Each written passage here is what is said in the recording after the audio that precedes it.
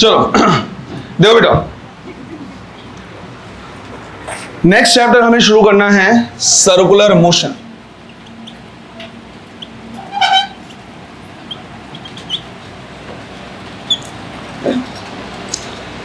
Circular motion theoretical concept इस chapter में बहुत सारे आएंगे, मतलब थ्योरेटिकल क्वेश्चन या कॉन्सेप्चुअल प्रॉब्लम बहुत सारे हम यहां पे क्या कर सकते हैं, बना सकते हैं।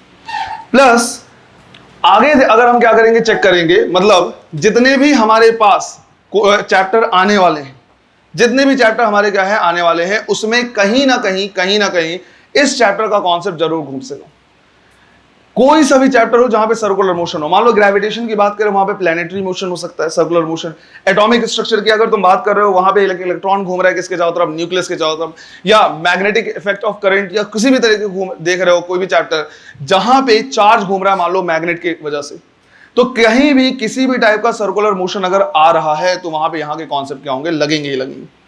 पढ़ने का तरीका क्या रहेगा इस चैप्टर को वो समझो। पहले पढ़ने का तरीका रहेगा कि सबसे पहले जिस तरह से हमने मोशन इन वन डायमेंशन को प्रोसीड किया था, जिस तरह से उसको पढ़ा था, बिल्कुल वैसे ही यहां भी पढ़ना है। वहां कैसे पढ़ना शुरू किया था, सबसे पहले पढ़ा था किसके बारे में, डिस्प्लेसमेंट के बारे में, डिस्टेंस एंड डिस्प्लेसमेंट। यहां भी पहले हम क्या करेंगे, डिस्टेंस एंड डिस्प्लेसमेंट के बारे में पढ़ेंगे। बट किस डिस्टेंस या डिस्प्लेसमेंट की बात कर रहे हैं, तो उसके लिए अब हम वहां पे यूज करेंगे लीनियर डिस्टेंस एंड डिस्प्लेसमेंट, और यहां पे यूज करेंगे angular distance and displacement. Right, तो नाम थोड़ा सा बदलते जाएंगे, वहां के लिए टर्म यूज करेंगे लीनियर, यहां के लिए टर्म यूज करेंगे एंगुलर। तो सबसे पहले वहां पे लीनियर डिस्टेंस पढ़ा हुआ था, लीनियर डिस्प्लेसमेंट पढ़ा हुआ था, यहां भी पढ़ेंगे क्या, एंगुलर डिस्टेंस या एंगुलर डिस्प्लेसमेंट। फिर वहां पे अगला टर्म पढ़ा था वेलोसिटी, अब हम उसे बोलेंगे लीनियर वेलोसिटी, यहां पे हम पढ़ेंगे एंगुलर वेलोसिटी। उसके बाद पढ़ा था एक्सेलरेशन के बारे में, इक्वेशन ऑफ मोशन जब हमने शुरू किया था तो एक्सेलरेशन के बारे में पढ़ा हुआ है, राइट, उसको हम बोलेंगे लीनियर एक्सेलरेशन, यहां बोलेंगे एंगुलर एक्सेलरेशन। साथ ही साथ इन सारे टर्म्स को तो हमें पढ़ना ही पढ़ना है, इनके बीच के रिलेशंस को भी देखेंगे। इनके बीच के रिलेशन कहने का मतलब है लीनियर एक्सेलरेशन एंगुलर एक्सेलरेशन के बीच का relation, linear velocity angular velocity, linear displacement and angular displacement. पढ़ने का तरीका हमारा ये रहेगा, समझ में आ रही चीजें। तो सबसे पहले हम क्या कर रहे हैं, पढ़ रहे हैं या देख रहे हैं रिलेशन बिटवीन लीनियर डिस्प्लेसमेंट, जिसको हम लिखेंगे डीएस से, एंड एंगुलर डिस्प्लेसमेंट जिसे हम लिखेंगे डी थीटा से, राइट, जिसे हम लिखेंगे डी थीटा से। अब समझो इसका रिलेशन सीधा सीधा हमें पता चल जाएगा जब हमने यूनिट एंड डायमेंशन पढ़ा था वहां पे। मान लो मैंने बोला ये हमारा क्या है, सेंटर है, यहां पे एक मास है जो सेंटर के अबाउट रोटेट करना चाह रहा है, तो सेंटर से उस ऑब्जेक्ट का डिस्टेंस जो घूम रहा है ये कहला जाएगा क्या, रेडियस। हमने बोला let's say at t is equal to 0 ये यहां पे प्रेजेंट है, राइट, हमने सीधा सीधा बोल दिया कि भाई t इज इक्वल टू 0 पे ये ऑब्जेक्ट यहां प्रेजेंट है, और जैसे ही t टाइम बीतता है ये घूमते हुए यहां पहुंच जा रहा है, तो हमने लिख दिया एट टाइम t ये यहां पे अवेलेबल है। अब सेंटर के साथ इसका रेडियस जो एंगल बनाएगा ये कहलाएगा डी थीटा, और ये एक आर्क लेंथ हो गया, राइट, ये कहलाता है क्या, आर्क लेंथ। और लेट्स से हमने मान लिया ये कितना है, ds है, हमने कंसीडर कर लिया कि इसकी वैल्यू कितनी है, ds है। अब ऑलरेडी हमने क्या किया, ये सीखा हुआ है कि कभी भी जब एंगल को लिखते हैं तो एंगल को कैसे लिखते हैं, arc length divide by, right, radius, divide by radius. तो हमारे पास रिलेशन यहीं से सीधा सीधा आ गया कि भाई ds is equal to D theta is equal to क्या लिखेंगे, ds डिवाइड बाय r, या फिर हम चाहे तो लिख सकते हैं ds is equal to r D theta. ये एक तरीके से डिस्टेंस, सॉरी, एक तरीके से हमारे पास रिलेशन आ गया, linear displacement is equal to r times angular displacement, right, r times angular displacement. अगर हम डी थीटा के यूनिट की बात करें तो SI यूनिट इसका क्या होता है, रेडियन। ध्यान रखना है हमेशा इसको क्या मेंशन करना है, रेडियन में। और यह भी तुम्हें पता होना चाहिए कि जो 2 पाई रेडियन होता है वो किसके इक्वल होता है, 360 डिग्री। तो भले वो एंगुलर डिस्प्लेसमेंट को डिग्रीज में दे दे, पर कैलकुलेट करते समय, सॉल्व करते समय उसको खुद कन्वर्ट कर लेना है किसमें, रेडियन में। तो बिल्कुल सिंपल सा रिलेशन आता है, ds is equal to r into D theta, जहां पे ds क्या है, लीनियर डिस्प्लेसमेंट, डी थीटा क्या है, एंगुलर डिस्प्लेसमेंट। सिंपल है, राइट, इसको लिख लो। अब देखो बेटा, जरूरी नहीं है कि सिर्फ टी टाइम में यहां से यहां तक आए, हो सकता है ये कंटिन्यूअसली क्या करने लगे, मूव करने लगे। तो अगर कोई ऑब्जेक्ट कंटिन्यूअसली क्या करेगा, मूव करेगा, मतलब उसके पास और क्या है, वेलोसिटी भी, राइट। तो नेक्स्ट हम क्या कर रहे हैं, देख रहे हैं relation between linear velocity and angular velocity. Linear velocity को हम लिखेंगे किससे, v से, एंड एंगुलर वेलोसिटी को हम लिखेंगे किससे, ओमेगा से, राइट। इसको लिखेंगे ओमेगा से। चलो देखो, तो ऑलरेडी हमारे पास रिलेशन आ गया है ds is equal to R D theta. अगर एंगल टाइम के साथ चेंज होने लगे, मान लो पहले पार्टिकल यहां पे था और उसके साथ एंगल 0 डिग्री है, ये जैसे जैसे घूमता जाएगा एंगल क्या होता जाएगा, बढ़ता जाएगा, और ऐसे क्या करते जा रहा है, घूमता जा रहा है। तो एंगल टाइम के साथ चेंज हो रहा है। अगर एंगल टाइम के साथ चेंज होगा तो लीनियर डिस्प्लेसमेंट भी क्या होगा, टाइम के साथ चेंज होगा। तो हमने इसको डिफरेंशिएट कर दिया विथ रिस्पेक्ट टू टाइम। तो यहां हमने लिखा on differentiating with respect to time, है ना। लिख सकते हैं ds by D T R magnitude wise क्या है, कांस्टेंट है, राइट। मैग्नीट्यूड ज्यादा या कम नहीं हो रहा, तो मैग्नीट्यूड वाइज क्या है, कांस्टेंट है। इधर क्या लिखेंगे, D theta by D T. ds by D T को हम क्या कर रहे हैं, रिप्लेस कर रहे हैं किससे, v से। ये हो गया r, और D theta by D T को रिप्लेस कर रहे हैं किससे, तो ये वाला जो टर्म हो गया that is D theta divide by D T, इसको हमने रिप्लेस कर दिया है एंगुलर वेलोसिटी से। तो हमारे पास रिलेशन आता है क्या, v is equal to R omega, right. ये तुमने पढ़ा भी हुआ है, पर मेरा रिकमेंडेशन है कि इसको तुम आर ओमेगा नहीं बल्कि ओमेगा आर बोलना शुरू करो। थोड़ी देर में मैं समझा दूंगा कि ऐसा मैं क्यों बोल रहा हूं, राइट। पर प्रैक्टिस करो कि हमेशा क्या बोलना है, v is equal to omega R. इसकी प्रैक्टिस करो, अभी समझ में आ जाएगा ऐसा क्यों कह रहा मैं। एनीवे, हमारे पास ओमेगा आ गया क्या, D theta by D T. ये आ गया formula D theta by D T, जहां पे ओमेगा क्या है, एंगुलर वेलोसिटी। पहली चीज समझो, ये किस टाइप का वेक्टर है, जो ओमेगा है वो किस टाइप का वेक्टर है, ये है एक एक्सियल वेक्टर। लास्ट क्लास में शायद मैंने तुमको बोल दिया था कि क्रॉस प्रोडक्ट, एक्सियल वेक्टर, ये सारी चीजें रिवाइज करके आ जाना है क्योंकि बहुत ज्यादा यूज होने वाला है अब, राइट। तो ये हमारा क्या, एक्सियल वेक्टर। क्या मतलब होता है एक्सियल वेक्टर का, कि इसका जो डायरेक्शन है वो अलोंग दी रोटेशनल एक्सिस होगा। तो इसका जो डायरेक्शन है वो होगा अलोंग दी रोटेशनल एक्सिस, जो भी रोटेशनल एक्सिस है उसी के अलोंग। तो अब रोटेशनल एक्सिस के अलोंग भी दो डायरेक्शन हो सकता है। ये डिपेंड करता है कि हमारा जो ऑब्जेक्ट है वो क्लॉकवाइज घूम रहा है या एंटी क्लॉकवाइज। मान लो मैंने बोला कि हमारा ऑब्जेक्ट घूम रहा है कैसे, क्लॉकवाइज। तो अगर ये क्लॉकवाइज घूम रहा है तो ओमेगा का जो डायरेक्शन होगा वो कैसा होगा, क्रॉस, इनवर्ड, राइट। सारी चीजें एकदम छोटे छोटे पॉइंट से बिल्कुल अच्छे तरीके से क्या करना है, समझना है बेटा। बहुत कॉन्सेप्ट वाला चैप्टर हो जाएगा ये, राइट। छोटे छोटे पॉइंट्स पे क्या करना है, ध्यान रखना है।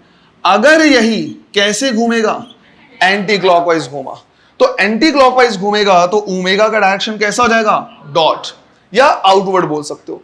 तो ध्यान रखना है इस चीज का कि ओमेगा हमारा कैसा है, एक्सियल वेक्टर, इसका direction along the rotational axis होगा। और अगर ये अलोंग द रोटेशनल एक्सिस है तो वो भी दो हो सकता है, या तो डॉट या तो, वो डिपेंड करता है कि ये क्लॉकवाइज घूम रहा है या फिर एंटी क्लॉकवाइज घूम रहा है। क्लियर है यहां तक। यूनिट की बात करें, राइट, ओमेगा की यूनिट की बात करें तो भैया एसआई यूनिट होता है क्या, रेडियन पर सेकेंड, क्योंकि ये हो जाएगा रेडियन, ये हो जाएगा सेकेंड। सारे कैलकुलेशन बाय डिफॉल्ट किस में करने हैं, रेडियन पर सेकेंड में ही करने, एसआई में करने। अगर नहीं बोला जाएगा तो भी, एक्सेप्ट रेशियो का क्वेश्चन। अगर क्वेश्चन रेशियो का है तो कन्वर्ट करने की जरूरत, एक्सेप्ट टेम्परेचर। टेम्परेचर का रेशियो का क्वेश्चन है तो तुमको कन्वर्ट, केमिस्ट्री वाली फीलिंग आ जाती है ना ऐसे, इसका एक्सेप्शन ये है और उसका भी एक्सेप्शन ये है। लेकिन most of the time radian per second से ज्यादा यहां पे कन्वेंशनल यूनिट यूज होते हैं। कन्वेंशनल यूनिट कहने का मतलब है ऐसे जिनको हम डेली लाइफ में क्या करते हैं, यूज करते हैं। तो इनके अदर यूनिट्स भी हैं, राइट, अदर यूनिट्स भी हैं। अदर यूनिट हैं आरपीएम, आरपीएस एंड आरपीएच। नाम सुना होगा तुमने, राइट। इनमें भी मोस्टली तुमने सुना होगा आरपीएम का मतलब होता है रोटेशन पर मिनट, रोटेशन पर सेकेंड, रोटेशन पर आवर। तो मोस्ट ऑफ द टाइम वो 99% ऑफ द केसेस वो आरपीएम में क्या कर देते हैं, वैल्यू दे देते हैं। अगर तुमने आरपीएम में कैलकुलेट किया और आंसर लाया, 99% वहां भी चांस होंगे कि ऑप्शन में रहेगा ही रहेगा, क्योंकि कन्वर्ट करना भूल जाते हो। तो कन्वर्ट कर ही लेना है। कन्वर्ट करना बहुत ही सिंपल बेटा। अगर मान लो तुमको कन्वर्ट करना पड़ा कि भाई 1 आरपीएम, क्या मतलब वो इसका, एक रोटेशन पर मिनट, एक रोटेशन पर मिनट को कन्वर्ट करना है किसमें, रेडियन पर सेकेंड। तो बेटा एक पूरे रोटेशन में कितना एंगल, एंगल 360 में अब नहीं बोलना है, 2 पाई रेडियन। क्या बोलना है, 2 पाई रेडियन। तो एक रोटेशन में 2 पाई रेडियन और 1 मिनट में, तो 1 आरपीएम हो जाएगा सीधा सीधा पाई बाई 30 रेडियन पर मेरा रिकमेंडेशन है सब याद बात रटो वटो मत, कितना होता है आराम से निकालो। 1 आरपीएम लिखा हुआ है तो एक रोटेशन मतलब 2 pi radian divide by 1 minute मतलब 60 सेकेंड, रेडियन पर सेकेंड आ गया। आरपीएच बोल देगा तो एक रोटेशन में 2 pi radian divide by 1 hour बोला हुआ है 3600 सेकेंड, रेडियन पर सेकेंड निकाल सकते हो, है ना। तो आराम से निकाला जा सकता है, कोई दिक्कत नहीं है। क्लियर है ये। नाम तुमने देखा होगा तुमने इस तरह से, टैकोमीटर देखा है, उसमें ऐसे लिखा रहता है 0 1 2 3, फिर नीचे में लिखा रहता है 1000 आरपीएम, राइट, और ऐसे काटा। गाड़ियों में देखा होगा तुमने, और जैसे ही तुम रेव करते हो इंजन, इस तरह से एक्सीलरेट करते हो, ये बिल्कुल इस तरह से भुन भुन भुन आवाज आनी शुरू होती नहीं होती है, राइट। तो नीचे में क्या लिखा रहता है, आरपीएम। अगर मतलब ये है कि अगर ये कहां पे है, लेट्स से 3 पे है कांटा, तो 3 मल्टीप्लाइड बाई 1000 आरपीएम, 3000 रोटेशन पर मिनट या रेवोल्यूशन पर मिनट बोल सकते हो। ये किसकी स्पीड बताता है, ये किसकी एंगुलर स्पीड बताता है, गाड़ी में लगी होती ना, किसकी एंगुलर स्पीड, अरे किसकी, टायर की नहीं बताता है। व्हील की कैसे बता सकता है बेटा, खड़ी गाड़ी में भी ऐसे होता है नहीं होता है, गाड़ी खड़ी तो मेरे को एक्सीलरेट करो, खड़ी गाड़ी में टायर घूम रहा था, साउथ इंडियन हीरो तुम नहीं, राइट। किसका बताता है, इंजन के डायनेमो का। अंदर में ना डायनेमो होता है जो घूमता रहता है, जो पावर जनरेट करता है। कभी खुली गाड़ी देखी तुमने, कभी गाड़ी बनवाने गए हो तुम, अब एक कार वाले बाइक की बात कर रहा मैं, नॉर्मल थोड़ा लेवल पे आ जाओ अमीर लोग की बात नहीं कर रहा मैं, अमीरों को साइड, बाइक वाइक बनवाने गए हो कभी, राइट। अभी गाड़ी खुली होगी तो तुमने देखो साइड में इतना बड़ा सा गोल सा लगा था राउंड, जो घूमता रहता है, जब एक्सीलरेट करता है तो और तेजी से घूमता है, अंदर में कॉइल्स होता है, डायनेमो होता है जो पावर जनरेट कर रहा होता है, जब तुम और एक्सीलरेट करते हो तो और तेजी से घूमता है, उसी का आरपीएम बताता रहता है, उसी की आवाज आती है ना, है ना, वही है नॉर्मल। तो आरपीएम बताता है रोटेशन पर मिनट। क्लियर है ये। थोड़ा सा इस पे देखो जरा, देखो बेटा ओमेगा क्या है, एक वेक्टर क्वांटिटी है और इसका डायरेक्शन क्या होता है, along the rotational axis। जो r है ना वो भी रेडियस जो लिखा हुआ है वो भी एक वेक्टर क्वांटिटी है ना। रेडियस वेक्टर को भी, राइट, या रेडियस को भी हम क्या करते हैं, वेक्टर की तरह ट्रीट करते हैं, और इसको हम लिखेंगे क्या, रेडियस वेक्टर। अब तुम पूछोगे सर जैसे हमने इसको क्या किया, वेक्टर लिखा, इसका डायरेक्शन भी तो होना चाहिए, राइट। इसका डायरेक्शन होता है और डायरेक्शन लेते हैं अवे फ्रॉम द एक्सिस, जो भी रोटेशनल एक्सिस होगा उससे दूर बाहर की तरफ। तो इसका यूनिट लिखा, सॉरी, इसका जो डायरेक्शन हम क्या करते हैं, लेते हैं, वो लेते हैं क्या, away from the rotational axis, right, rotational axis से दूर। अब समझो, अभी मैं बता दे रहा सॉल्व करके, अगर रेडियस वेक्टर ओमेगा वेक्टर तो दो वेक्टर क्वांटिटी के बीच में या तो डॉट या तो क्रॉस प्रोडक्ट होता है, यही होता है, डिफाइंड होता है, या तो डॉट या तो क्रॉस। क्या लगता है ओमेगा और आर के बीच में क्या होना चाहिए, डॉट प्रोडक्ट या क्रॉस प्रोडक्ट, डॉट प्रोडक्ट होना चाहिए ओमेगा और आर के बीच में, या क्रॉस प्रोडक्ट होना चाहिए, क्रॉस प्रोडक्ट। क्यों, क्योंकि सर आपने बोला था क्रॉस प्रोडक्ट पढ़ के आना इनके बीच डॉट होना चाहिए, क्रॉस प्रोडक्ट होना चाहिए। कितने कह रहे डॉट, कितने कह रहे क्रॉस, अरे बहुत बढ़िया। क्यों बोल, मेरे कान खराब हो रहे शायद, क्या 90 डिग्री है, नहीं ऐसा तो मैंने कोई कॉन्सेप्ट नहीं बताया कि क्रॉस प्रोडक्ट इसलिए होना चाहिए क्योंकि 90 डिग्री एंगल में। और कोई ये रिजल्टेंट जो है वेलोसिटी, ये स्केलर या वेक्टर है? तो दो वेक्टर क्वांटिटी का रिजल्टेंट वेक्टर तब आएगा जब उनके बीच में प्रोडक्ट कैसा होना चाहिए? Cross product. तो दोनों के बीच में कैसा प्रोडक्ट होता है? क्रॉस प्रोडक्ट होता है। जैसे ही क्रॉस प्रोडक्ट हम पढ़ते हैं वैसे हमें समझ में आता है सीक्वेंस मैटर करता है। याद आ रहा है? क्रॉस प्रोडक्ट में कुछ भी हो जाए सीक्वेंस नहीं बदल सकते। अगर कोई ए क्रॉस बी से आ रहा है तो बेटा ए क्रॉस बी ही लिखना पड़ेगा, बी क्रॉस ए। तो ओमेगा और आर के बीच में सीक्वेंस क्या होना चाहिए? Omega cross R. इसलिए मैंने तुमको बोल दिया था कि बेटा R cross omega, sorry R omega मत याद करो, राइट? आर ओमेगा मत याद करो, क्योंकि आज तक जिंदगी भर तुम यही बोलते हो V equal to R omega, यही बोला है। नहीं, जिन्होंने पढ़ाई की मैं उनकी बात कर रहा हूं, बाकी लोग ऐसे देख रहे सर हमने नहीं बोला कभी, हमें नहीं पता क्या होता है। जिन्होंने पढ़ाई की उनकी बात कर रहा हूं। वी इक्वल टू तुमने आर ओमेगा बोला है, मुझे पता है, लेकिन आज के बाद क्या बोलना है? ओमेगा आर, ताकि हमें इसमें क्रॉस प्रोडक्ट का सीक्वेंस भी पता चल जाए, राइट? तो हम यहां पे लिखेंगे क्या? V vector is equal to omega vector cross R vector. और ये इंपॉर्टेंट है बेटा, क्योंकि आधे से ज्यादा लोगों को यही नहीं पता कि क्रॉस प्रोडक्ट है, और क्रॉस प्रोडक्ट है तो सीक्वेंस क्या है। अगर कल को क्वेश्चन आ जाए सीधा सीधा कि इनमें से कौन सा रिलेशन सही है, omega cross R, R cross omega, omega dot R, ऐसे करके दे दे, तो तुमको पता होना चाहिए कि पहला तो क्रॉस प्रोडक्ट और दूसरा ओमेगा क्रॉस। इसमें गलती करने के चांसेस बहुत अच्छे होते हैं। क्यों? आज तक सबको आर ओमेगा बोला हुआ है। फिर क्वेश्चन आता है लेकिन सर आज तक हमको ये पता ही नहीं था कि यहाँ पे क्रॉस प्रोडक्ट है, लेकिन फिर भी हमारा आंसर गलत नहीं हुआ, ऐसा क्यों? तो समझो बेटा, मैं चाहूं तो v इक्वल टू क्या लिख सकता हूं? Omega R sine theta. अरे क्रॉस प्रोडक्ट को ऐसे ही करते हैं एक्सपेंड, ओमेगा और ओमेगा आर साइन थीटा। ये थीटा किसके बीच का एंगल है? ओमेगा और आर के बीच में। अब समझो, आर का जो डायरेक्शन लेंगे वो हमेशा लेंगे इस तरह से। मतलब अगर मान लो मैंने इस तरह कभी बोल दिया पार्टिकल यहां पे, तो ये हो जाएगा किसका डायरेक्शन? आर का डायरेक्शन। अगर पार्टिकल यहां पे होता तो अवे फ्रॉम दी सेंटर, ये हो जाता आर का डायरेक्शन। अगर पार्टिकल यहां है तो ये हो जाता आर का डायरेक्शन।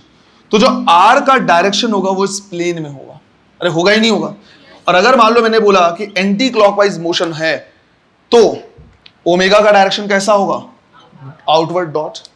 तो ओमेगा का डायरेक्शन इस प्लेन के परपेंडिकुलर होगा, या तो डॉट या तो क्रॉस, और आर हमेशा इस प्लेन में होगा, जिसकी वजह से इन दोनों के बीच का एंगल हमेशा 90 डिग्री होता है। हमेशा क्या होगा? 90 डिग्री। क्योंकि बेटा आर तो हमेशा इस प्लेन में रहेगा, इस तरह से बेचारा घूमता रहेगा पार्टिकल के साथ ऐसे, ये डायरेक्शन हो जाएगा आर का। और ओमेगा हमेशा या तो डॉट या तो क्रॉस, मतलब इस प्लेन के परपेंडिकुलर। तो ओमेगा और आर के बीच का एंगल हमेशा कितना? 90 डिग्री।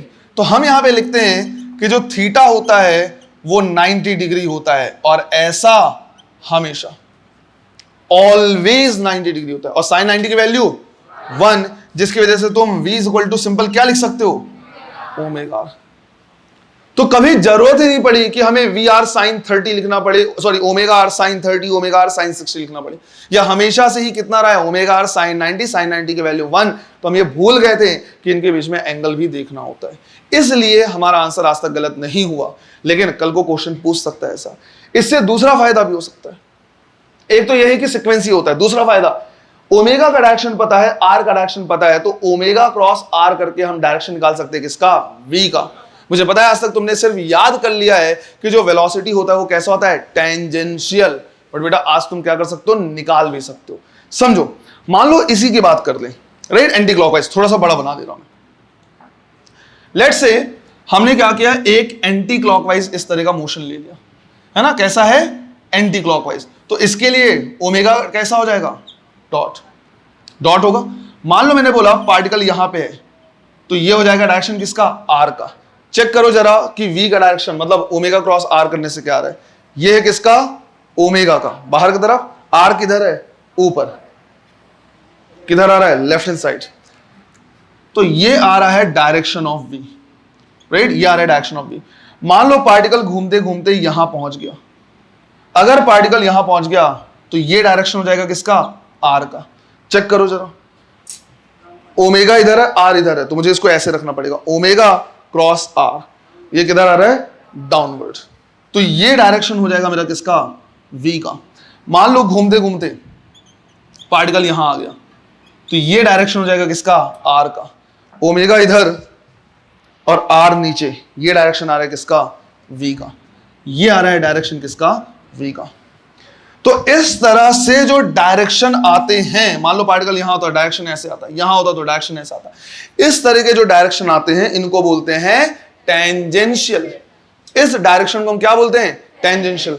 मतलब वेलोसिटी का जो डायरेक्शन होता है, राइट, वेलोसिटी का जो डायरेक्शन होगा वो कैसा होगा, टेंजेंशियल, राइट। तो आज तक से बता दिया जाता है कि टेंजेंशियल होता है। आज हमने क्या कर लिया है, ओमेगा क्रॉस आर से निकाल भी लिया है। यहां से एक बहुत ही सिंपल सा क्वेश्चन आया हुआ है। क्वेश्चन ऐसे पूछा हुआ है कि मान लो मैंने एक पार्टिकल को, एक छोटे से पत्थर को धागे से बांध के मैंने घुमा रहा है, ऐसे कंटिन्यूअसली घूम रहा है, घुमाते घुमाते अचानक से जो धागा है वो टूट गया। तो जो पाथ होगा उस पार्टिकल का, उस पत्थर का, वो कैसा होगा, हमें पता है बाहर की तरफ जाएगा, राइट, फेंकाएगा तो बाहर की तरफ। लेकिन बाहर की तरफ भी कैसे फेंकाएगा, तो ऑप्शन दिया होता है, एक दिया था टेंजेंशियली आउटवर्ड और दूसरा दिया था रेडियली आउटवर्ड। टेंजेंशियल आउटवर्ड मतलब टेंजेंट के डायरेक्शन में जाएगा, और रेडियली आउटवर्ड मतलब रेडियस की तरफ से ऐसे बाहर चला जाएगा। तो आंसर क्या देंगे हम, टेंजेंशियली आउटवर्ड, क्योंकि बेटा जिधर वेलोसिटी का डायरेक्शन होगा पहले तो वो उधर ही जाएगा, बाद में एक्सेलरेशन की तरफ घूमेगा अलग बात है, पर पहले किधर जाएगा, वेलोसिटी की तरफ। समझ में आया। तो इतना नोट करने के बाद हम क्या करेंगे, उस क्वेश्चन को भी लिख लेंगे, लिखा होना चाहिए। तो पहले यहां से लिख लो, क्वेश्चन लिखवा दे रहा फिर मैं। उस पार्ट वाला क्वेश्चन भी लिख लो बेटा, छोटा सा है, उसको भी लिख लो। A stone is tied, a stone is tied to a string, stone is tied to a string and is rotated in horizontal plane, full stop.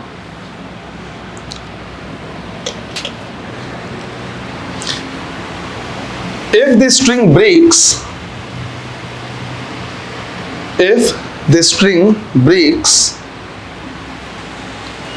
then the path of the stone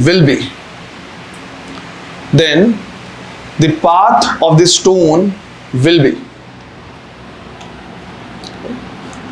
पहला tangentially outward,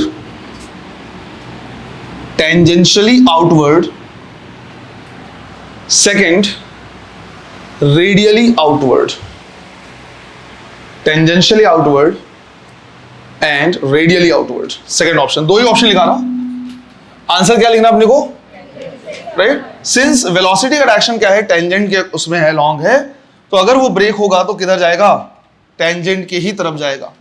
हाँ, बाद में वो acceleration की तरफ मुड़ जाएगा, वो अलग बात है। तो फिर हमने देख लिया क्या यहाँ पे, एंगुलर वेलोसिटी और साथ ही साथ relation between linear velocity and angular velocity. क्या होता है, v इक्वल टू ओमेगा, है ना। और वेक्टर के फॉर्म में लिखना हो तो v vector is equal to omega vector cross r vector. Omega का डायरेक्शन कैसा होता है, अलोंग द रोटेशनल एक्सिस। अगर क्लॉकवाइज घूम रहा है तो क्रॉस, एंटी क्लॉकवाइज घूम रहा है तो डॉट। r का डायरेक्शन क्या होता है, right, away from the rotational axis, है ना। इसको रेडियस के अलोंग भी बोल देते हैं कभी कभी, क्योंकि रेडियस का भी तो डायरेक्शन पता होना चाहिए। और वेलोसिटी का डायरेक्शन टेंजेंशियल, राइट, डायरेक्शन कैसा आएगा, टेंजेंशियल आएगा। जब ओमेगा हमने क्या कर लिया, पढ़ लिया है, तो अब हमें नेक्स्ट देखना है क्या, एक्सेलरेशन। पर पहले हम थोड़ा सा क्या कर रहे हैं, डिटेल में स्टडी कर रहे हैं एंगुलर एक्सेलरेशन के बारे में। उसके बाद हम एंगुलर एक्सेलरेशन और लीनियर एक्सेलरेशन के बीच का क्या करेंगे, रिलेशन देखेंगे, राइट, वो बाद में देखेंगे। तो नेक्स्ट हमें क्या करना है, लिखना है एंगुलर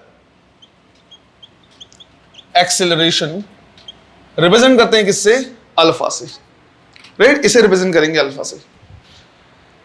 देखो बेटा, अल्फा का मतलब सीधा सीधा हो जाएगा rate of change of angular velocity. Rate of change of linear velocity is known as linear acceleration. बिल्कुल उसी तरह से rate of change of angular velocity is called angular acceleration. इस तरह से अगर समझना है तो सिंपल ये समझो कि मान लो कोई चलते हुए फैन को मैं क्या कर दूं, स्विच ऑफ कर दूं, तो उसकी एंगुलर वेलोसिटी धीरे धीरे क्या होने लगती है, कम होने लगती है। बिल्कुल इसी तरह से कोई पंखा बंद है, उसको चालू कर दूं, तो उस टाइम पे उसकी एंगुलर वेलोसिटी थोड़ी क्या होती है, चेंज होती है, बढ़ती जाती है। तो जिस भी रेफरेंस में, चाहे वो धीरे से क्या हो, तेज हो, चाहे तेज से क्या होना शुरू हो, धीरे हो, दोनों में ही एंगुलर वेलोसिटी क्या हो रहा है, चेंज हो रहा है। और उसी चेंज को विथ रिस्पेक्ट टू टाइम हम क्या बोलेंगे, एंगुलर एक्सेलरेशन।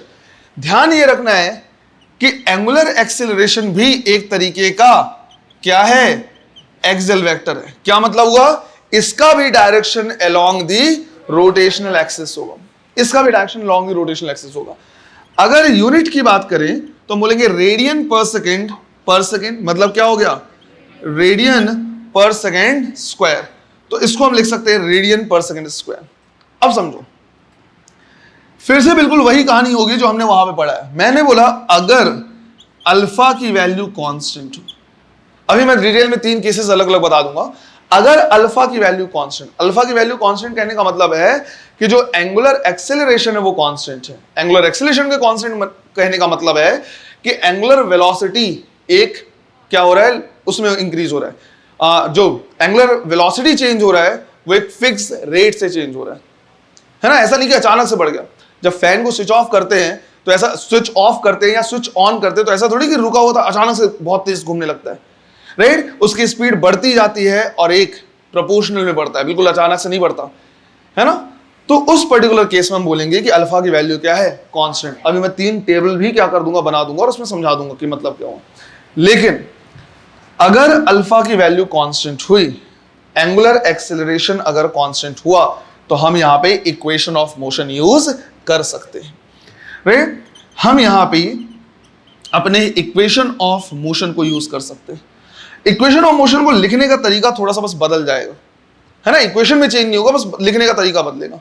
वहां पे हमने लिखा था v is equal to U plus A T, यहां पे v की जगह पे लिखेंगे ओमेगा, u की जगह पे लिखेंगे omega naught plus alpha T. तो v is equal to U plus A T, अब आ जाएगा omega is equal to omega naught plus alpha T. इसी तरह से सेकेंड इक्वेशन हो जाएगा theta is equal to omega T plus half alpha T square. s की जगह पे थीटा, u की जगह पे ओमेगा और a की जगह पे अल्फा। थर्ड इक्वेशन क्या होना चाहिए हमारा, omega square is equal to omega not square plus 2 alpha theta. जब हमने यहां पे देखा तो हमें समझ में आया कि यार सिर्फ ना लेटर्स बदले हैं। जहां पे v लिखते थे वहां पे ओमेगा लिख दिया, जहां पे a लिखा है वहां पे अल्फा। इक्वेशन में कोई चेंज, बेटा इक्वेशन तब तक चेंज नहीं होगा जब तक मान लो मैंने यहां पे लिख दिया ओमेगा के साथ t लिख दिया, यहां पे t को स्क्वायर कर दिया, राइट। यहां पे 1/2 की जगह 5/2 कर दिया। अगर ऐसा हुआ तब बोलेंगे कि हाँ इक्वेशन बदला है। फिलहाल इक्वेशन में किसी भी टाइप का कोई चेंज नहीं है। और अगर इक्वेशन में कोई चेंज नहीं हुआ है, इसका मतलब सीधा सीधा ये हुआ कि हम चाहें तो जितने क्वेश्चन, जितने वेराइटीज हमने वहां पे देखी थी उतनी वेराइटीज हम यहां पे भी देख सकते हैं, राइट। सिमिलर टाइप के क्वेश्चन हम क्या कर सकते हैं, उठा सकते हैं। फॉर एग्जांपल मान लो मैंने बोला एक पंखा बंद था रेस्ट में, जैसे मैंने स्विच ऑन किया वो कांस्टेंट एक्सेलरेशन से स्पीड क्या कर रहा है, गेन कर रहा है। शुरू के 2 सेकंड में अगर उसने थीटा एंगल कवर किया है तो अगले 2 सेकंड में कितना एंगल कवर करेगा,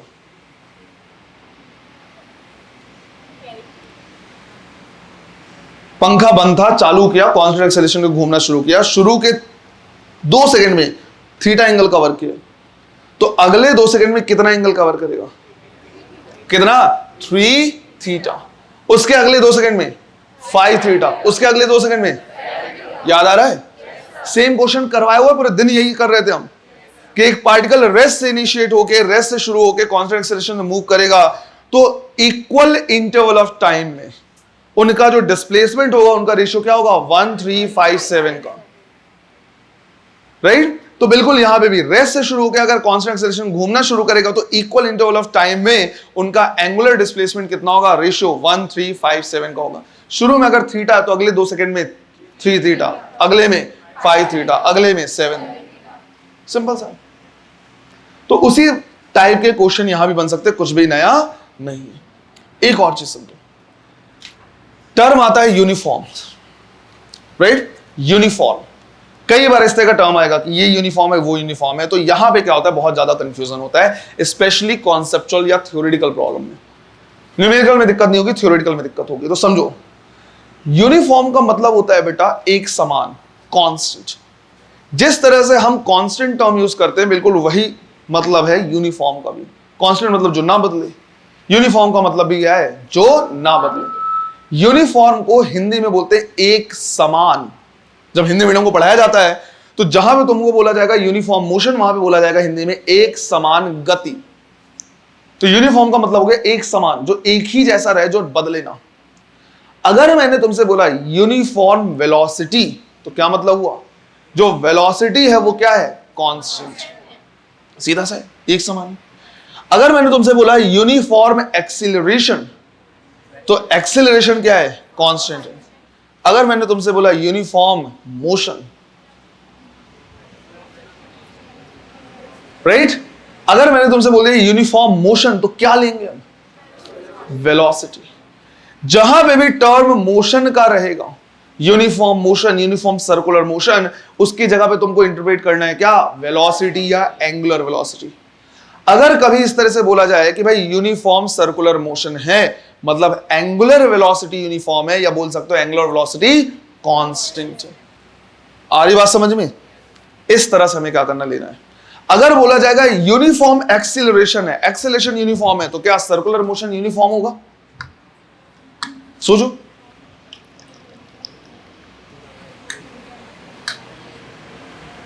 मैंने बोला यूनिफॉर्म एक्सीलरेशन, क्या सर्कुलर मोशन यूनिफॉर्म? नहीं।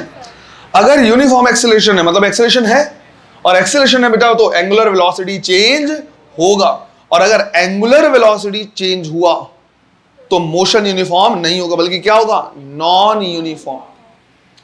तो बहुत ज्यादा कंफ्यूजन क्या होता है इसी में होता है। बिल्कुल बच्चों की तरह 3 टेबल बनवा के 3 अलग केसेस में यहां पे करवा देना कि कब क्या इंटरप्रेट करना है। पहला केस, राइट, मैंने बोला एक तरफ ले रहे हैं ओमेगा, जिसको लेंगे किसमें? रेडियन पर सेकेंड में, और एक तरफ ले रहे हैं टाइम, और इसको ले रहे हैं किसमें? सेकेंड में। मान लो मैंने बोला जब t की वैल्यू 0 थी, तो हमारी एंगुलर वेलोसिटी थी π/2 रेडियन पर सेकेंड। जब 1 सेकेंड हो गया तो भी एंगुलर वेलोसिटी है π/2 रेडियन।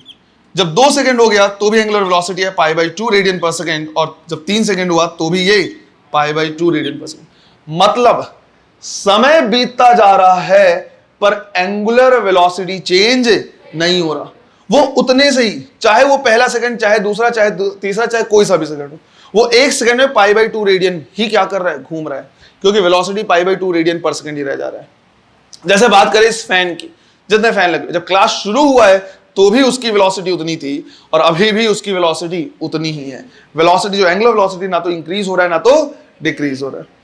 तो इस तरह अगर है कि भाई पहले भी π/2 रेडियन पर सेकंड, पहले भी, अब भी, तो मतलब हर सेकंड में π/2 रेडियन कवर कर रहा है, तो इसमें हम बोलेंगे कि ओमेगा क्या कहलाएगा? यूनिफॉर्म। हम बोलेंगे यूनिफॉर्म एंगुलर वेलोसिटी। और अगर ऐसा है, यूनिफॉर्म का मतलब क्या हुआ? सीधा सीधा हम मान के चलेंगे कांस्टेंट। अगर ओमेगा यूनिफॉर्म है तो हम इसको बोल सकते हैं कि ये क्या है? Uniform circular motion. ये हमारा यूनिफॉर्म सर्कुलर मोशन। इसमें एक्सीलरेशन की वैल्यू कितनी है? 0, क्योंकि एक्सीलरेशन का मतलब हुआ कि हर सेकंड में कितना वेलोसिटी चेंज होगा। क्या वेलोसिटी चेंज हो रहा है? तो हम बोलेंगे अल्फा की वैल्यू कितनी? 0, राइट, अल्फा की वैल्यू 0।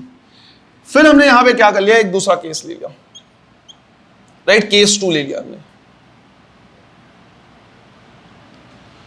इसमें भी एक तरफ हमने लिया है क्या? ओमेगा, जिसको लिख रहे हैं रेडियन पर सेकेंड में, और एक तरफ ले रहे हैं क्या? टाइम, जिसको लिख रहे हैं किसमें? सेकेंड में।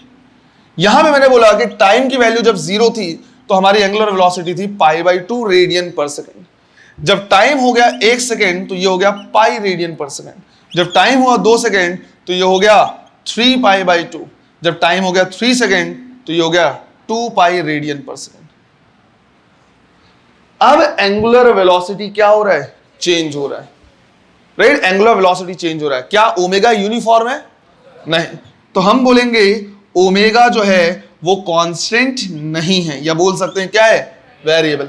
अगर वेरिएबल है तो मोशन कैसा? यूनिफॉर्म या नॉन यूनिफॉर्म? हम कहेंगे ये मोशन है नॉन यूनिफॉर्म, तो हम लिख सकते हैं नॉन यूनिफॉर्म सर्कुलर मोशन। क्या अल्फा यूनिफॉर्म है? क्या अल्फा यूनिफॉर्म है? Right, exactly.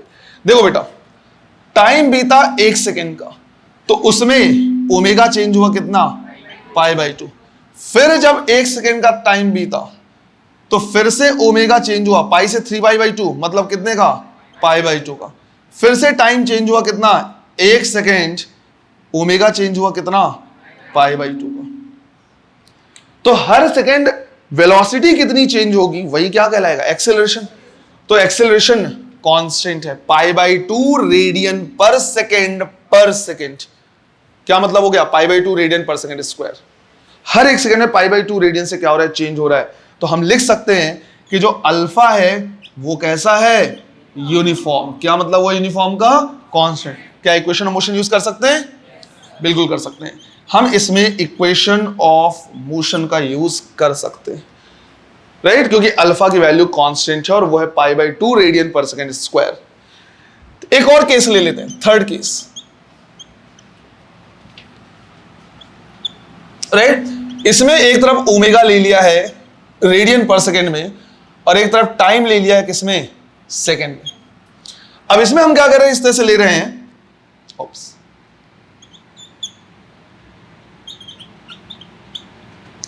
इसमें हम इस तरह से ले रहे हैं कि जब टाइम की वैल्यू 0 थी, वेलोसिटी था π/2 रेडियन पर सेकेंड। जैसे ही 1 सेकेंड हुआ ये चेंज हो गया पाई रेडियन पर सेकेंड। जैसे ही 2 सेकेंड हुआ ये चेंज हो गया 2 पाई।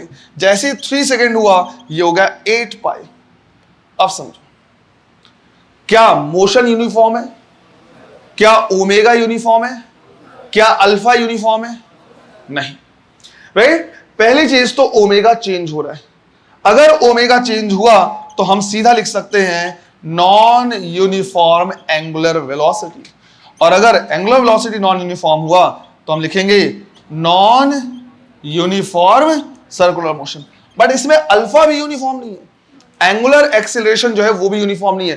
पहले 1 सेकंड में वेलोसिटी चेंज हुआ π/2 से, π/2 से पाई हो गया, मतलब π/2 का चेंज हुआ।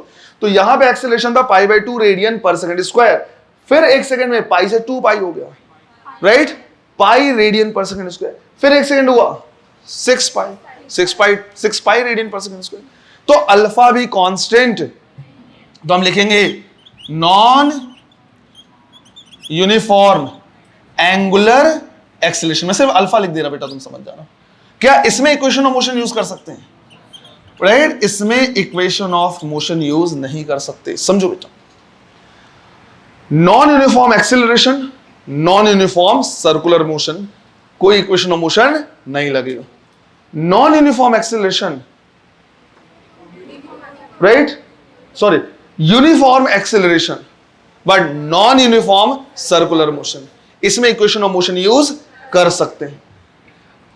Angular acceleration 0, omega constant, uniform circular motion, इसमें इक्वेशन ऑफ मोशन यूज कर सकते, नहीं कर सकते, कर सकते, जरूरत नहीं है। बट अगर अल्फा 0 है तो वेलोसिटी चेंज नहीं होगा, तो पहले और तीसरे का कोई मतलब नहीं हो। और थीटा कैसे निकालेंगे, ओमेगा इंटू टी से, जैसे सीखा था 9th क्लास 10th क्लास तक कि वेलोसिटी क्या होता है, डिस्प्लेसमेंट डिवाइड बाय टाइम से। क्लियर है तीनों, राइट, कि कब क्या बोला हुआ है, यूनिफॉर्म एक्सीलरेशन बोला है कि यूनिफॉर्म सर्कुलर मोशन बोला है कि यूनिफॉर्म वेलोसिटी बोला है। इन सारी चीजों में कॉन्सेप्ट बिल्कुल अच्छे तरीके से क्लियर होना चाहिए। समझ में आ रहा है ये पक्का, गुड। अब जब इसको हमने क्या कर लिया, सीख लिया, तो अब इसके 8 केसेस एक्चुअली। पहला तो यूनिफॉर्म मोशन, दूसरा नॉन यूनिफॉर्म मोशन, उसमें भी linear speed, linear velocity, angular speed, angular velocity. और यहां से सबसे बेस्ट तरीके का क्या करेगा, कॉन्सेप्चुअल राउंड पूछेगा कि क्या बदल रहा है, क्या नहीं बदल रहा है, कौन सा स्टेटमेंट गलत है, कौन सा स्टेटमेंट सही है। ये भी हमें क्या करना है, देखना है ना। पहले इसको नोट कर लो, फिर उसको देख रहे, चेक कर रहे। देखो बेटा, 2 टाइप के केस हमको क्या करने देखने हैं, है ना, क्योंकि यहां से थ्योरेटिकल क्वेश्चन आराम से पूछ सकता है। पहला, मान लो हम बात करें किसकी, यूनिफॉर्म सर्कुलर मोशन की। अब यूनिफॉर्म सर्कुलर मोशन में भी सबसे पहले हमको क्या करना है, देखना है लीनियर स्पीड, फिर हमें देखना है लीनियर वेलोसिटी, फिर हमें देखना है एंगुलर स्पीड, फिर हमें देखना है एंगुलर वेलोसिटी। इसी तरह से नॉन यूनिफॉर्म सर्कुलर मोशन में भी यही सारी चीजें देखनी है ना। तुम चाहो तो इसको साथ साथ लिख सकते हो, है ना। लीनियर स्पीड, लीनियर वेलोसिटी,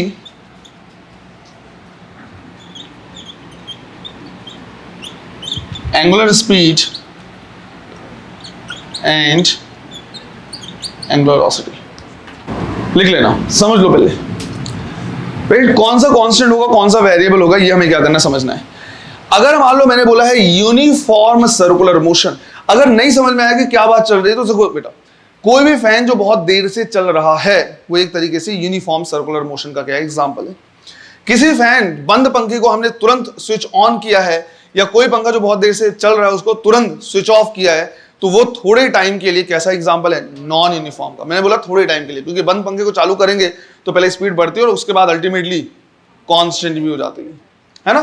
तो तुम ऐसे समझ सकते हो, अगर कभी कॉम्प्रिहेंड ना कर पाओ, कभी समझ नहीं आए कि क्या बातें चल रही हैं, तो पंखा जो बहुत देर से चल रहा है वो एक एग्जांपल हो गया किसका, यूनिफॉर्म सर्कुलर मोशन का। बंद पंखे को चालू कर दिया, चालू पंखे को बंद कर दिया, थोड़ी देर के लिए वो मोशन कैसा हो गया, नॉन यूनिफॉर्म। अब हम बात करें यूनिफॉर्म सर्कुलर मोशन की, लीनियर स्पीड कांस्टेंट या वेरिएबल, क्या हो जाएगा, कांस्टेंट। सोचो, अगर टी समय में जितना एंगल कवर किया है अगले टी में भी तो उतना ही एंगल कवर करेगा, अगले टी में भी उतना ही एंगल, और अगर हर समय में उतना ही एंगल कवर कर रहा है तो उसका जो आर्क लेंथ होगा वो भी तो उतना ही होगा। पहले के मान लो 1 सेकंड में 10 डिग्री, अगले 1 सेकंड में 10 डिग्री, अगले 1 सेकंड में 10 डिग्री, तो मतलब क्या हुआ, एंगुलर स्पीड कांस्टेंट है। तो 10 डिग्री में जितना उसका आर्क लेंथ होगा वो भी तो सेम होगा, तो हम कह सकते हैं लीनियर स्पीड भी क्या होगा, कांस्टेंट होगा, उतने से घूम रहा है राइट, उतनी ही स्पीड से क्या कर रहा है, घूम रहा है। लेकिन अगर बात करेंगे किसकी, लीनियर वेलोसिटी की, तो कांस्टेंट या वेरिएबल, वेरिएबल। लीनियर वेलोसिटी एक क्या है, कैसा है, वेक्टर क्वांटिटी है। और बेटा वेक्टर क्वांटिटी में हमें मैग्नीट्यूड के साथ साथ डायरेक्शन भी देखना पड़ता है। भले वो इस तरह से क्या कर रहा है, उतने से ही घूम रहा है, यहां से यहां तक पहुंचने में जितना समय लगा, यहां पहुंचने में उतना ही समय लगा, यहां पहुंचने में उतना ही समय लगा, बट हर पॉइंट पे इसका जो डायरेक्शन है वो क्या होता जा रहा है, चेंज होता जा रहा है ना। हमने सीख लिया कि भाई डायरेक्शन कैसा होता है, टेंजेंशियल। तो अगर ये हल्का सा भी घूमा तो डायरेक्शन तो चेंज होगा ही होगा।